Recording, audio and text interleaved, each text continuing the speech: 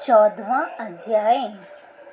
ईश्वर ने सनत कुमार से कहा, हे महामुने, श्रावण मास के शुक्ल पक्ष की पंचमी तिथि में जो करना चाहिए उसे मैं कहूँगा, उसे आप सुने। व्रत करने वाला एक बार चतुर्थी को भोजन कर पंचमी तिथि में नक्त व्रत कर सोने या चांदी का नाग निर्माण करे।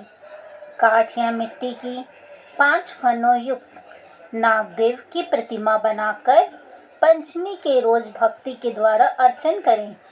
दरवाजे के दोनों ओर गोबर से फर्न वाला सर्प बनाकर सविधि दधि तथा धूप से पूजा करें। करवीर, मालती, चमेली तथा चंपा के फूलों द्वारा रमणीय गंध, अक्षत, धूप और दीपक से पूजा करें। ब्राह्मणों को पवित्र घी के लड्डू और खीर का भोजन करा दें।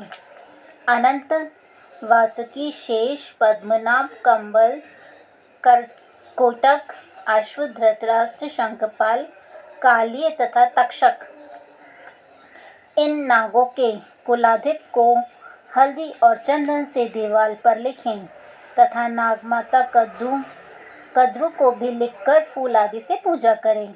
ज्ञानी जन नाग देवों का पूजन कर भरपूर घी व चीनी सहित दूध पिलाकर उसी रोज लोहे की कढ़ाई में कोई चीज न बनावे। नैवेद्यार्थ भक्ति द्वारा गेहूं दूध का पायस बनाकर भुना चना, धान का लावा, भुना हुआ जौ नागों को दे और आप भी इन्हीं चीजों का भोजन करें। लड़कों को भी यही दें। इसी दिन लड़कों को देने मात्र से लड़कों के दांत मजबूत हो जाते हैं। बॉम्बे के नज़दीक गान, वाद्य आदि उत्सव करें। स्त्रियां भी अपने कपड़े, भूषण आदि द्वारा श्रृंगार कर उत्सव करें।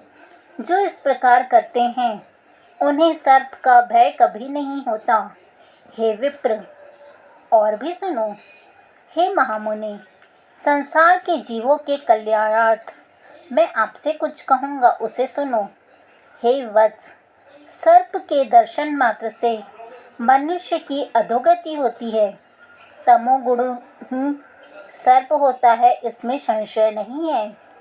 पूर्व विधि के द्वारा एक भुक्त आदि का नियम कर ब्राह्मणों के सहित प्रेम से नाग का निर्माण कर पूजा करें। इस तरह 12 महीनों की शुक्ल पक्ष पंचमी के रोज व्रत करें। साल की समाप्ति पर शुक्ल पक्ष पंचमी के रोज फिर पूजा आदि करें। नागों को भोजन के उद्देश्य से ब्राह्मणों तथा सन्यासियों को भोजन करा दें। जो प्राणी धन की कृपणता त्याग कर नाग पंचमी का व्रत तथा अर्चन करता है, उस प्राणी के हितार्थ सब नागों के स्वामी शेष एवं वासुकी नाग भगवान हरि से सदा शिव से हाथ जोड़े प्रार्थना करते हैं। शेष और वासुकी की प्रार्थना द्वारा शिव और भगवान विष्णु प्रसन्न होकर उस जीव की सब कामनाओं को परिपूर्ण करते हैं।